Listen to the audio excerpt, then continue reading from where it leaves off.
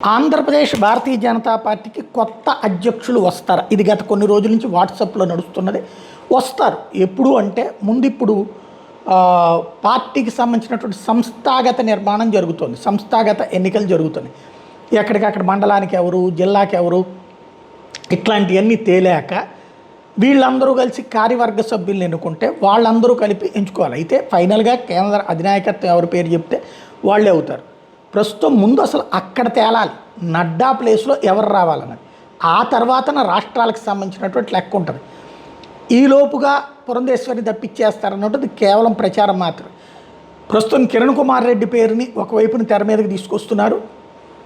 అదే సందర్భంలో మరికొంతమంది నాయకుల పేర్లు తెర మీదకి తీసుకొస్తున్నారు. ఇదంతా ఎవరి ఊహాజనితమైనటువంటిది వాళ్ళది. ఫైనల్గా అయితే అధినాయకత్వం ఫార్ములా ఎలా ఉంటుంది, వాళ్ళు జాతీయ నాయకత్వ అంశంతోనే ముడిపడి ఉంటుంది అన్నది మాత్రం క్లియర్.